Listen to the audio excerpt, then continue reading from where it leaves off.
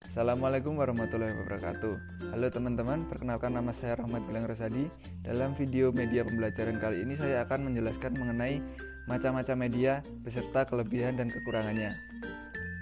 Yang pertama yaitu media audio. Media audio yaitu media yang berkaitan dengan indera pendengaran. Pesan yang disampaikan dituangkan dalam lambang-lambang auditif, baik verbal dalam keadaan kata-kata, bahasa, lisan maupun nonverbal. Beberapa jenis media yang termasuk dalam kelompok ini adalah radio dan alat perekam pita magnetik. Media audio mempunyai kelebihan yang pertama yaitu harganya murah dan variasi program yang lebih banyak daripada TV. Yang kedua, sifatnya mudah untuk dipindahkan. Yang ketiga, dapat digunakan bersama-sama dengan alat perekam radio sehingga dapat diulang atau diputar kembali. Yang keempat, dapat merangsang partisipasi aktif pendengaran siswa. Kemudian untuk kekurangan dari media audio, yang pertama, media ini hanya akan mampu melayani secara baik bagi mereka yang sudah mempunyai kemampuan dalam berpikir abstrak. Yang kedua, media audio yang menampilkan simbol digit dan analog dalam bentuk auditif adalah abstrak, sehingga pada hal-hal tertentu memerlukan bantuan pengalaman visual.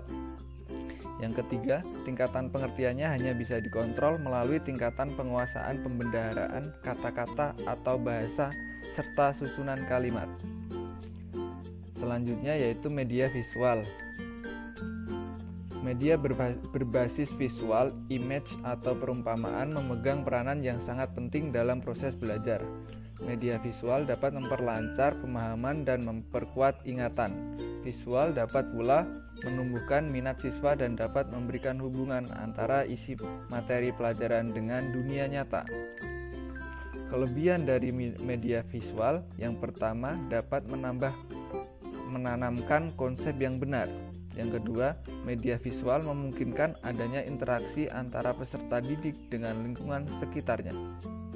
Yang ketiga, meningkatkan daya tarik dan perhatian siswa. Yang keempat, dapat membangkitkan keinginan dan minat baru. Untuk kekurangan dari media visual, yang pertama, tidak adanya audio. Media visual hanya berbentuk tulisan tentu tidak dapat didengar, sehingga kurang mendetail materi yang disampaikan. Yang kedua, visual yang terbatas.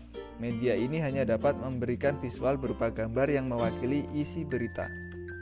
Yang ketiga, biaya produksi cukup mahal karena media cetak harus mencetak dan mengirimkannya sebelum dapat dinikmati oleh masyarakat. Selanjutnya yaitu media audiovisual. Media audiovisual adalah media yang mempunyai unsur suara dan unsur gambar. Jenis media ini mempunyai kemampuan yang lebih baik karena meliputi kedua jenis media auditif mendengar dan media visual melihat. Media audiovisual ada dua. Yang pertama yaitu media audiovisual gerak. Media audiovisual gerak adalah media instruksional modern yang sesuai dengan perkembangan zaman, kemajuan ilmu pengetahuan dan teknologi karena meliputi penglihatan, pendengaran, dan gerakan serta menampilkan unsur gambar yang bergerak. Yang kedua yaitu media audiovisual diam. Media audiovisual diam yaitu media yang menampilkan suara dan gambar diam seperti film bingkai suara dan film rangkai suara. Media audiovisual mempunyai kelebihan. Yang pertama, pemakaiannya tidak membosankan.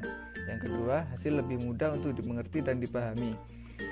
Untuk kekurangannya, yang pertama, pelaksanaannya perlu waktu yang cukup lama. Yang kedua, biayanya relatif lebih mahal. Yang ketiga, media audiovisual tidak dapat digunakan di mana saja dan kapan saja karena audiovisual cenderung tetap di tempat. Selanjutnya yaitu media multimedia. Media multimedia merupakan kombinasi dari berbagai media yang telah disebutkan sebelumnya, yaitu menggunakan audio, video, grafis, dan lain sebagainya. Multimedia diarahkan kepada komputer yang dalam perkembangannya sangat pesat dan sangat membantu dalam dunia pendidikan. Media multimedia mempunyai kelebihan. Yang pertama, mampu memberikan kemudahan kepada siswa untuk belajar secara individual maupun kelompok. Yang kedua, bersifat interaktif sehingga siswa langsung mendapatkan feedback balikan dari media. Yang ketiga, memberikan kemudahan bagi guru dalam menyampaikan materi. Untuk kekurangan dari media multimedia, yang pertama, harganya yang relatif mahal, sehingga belum tentu dapat dijangkau oleh seluruh sekolah untuk menyediakannya. Yang kedua, multimedia interaktif ini hanya terbatas pada pokok materi penggunaan perangkat lunak grafis. Yang terakhir yaitu media realia. Media realia adalah benda nyata. Benda tersebut tidak harus dihadirkan di ruang kelas, tetapi siswa dapat melihat langsung ke objek.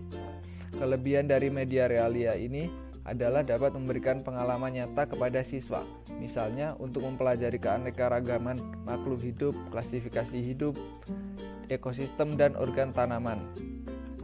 Media realia mempunyai kelebihan. Yang pertama, dianggap medium yang paling mudah diakses dan lebih menarik perhatian.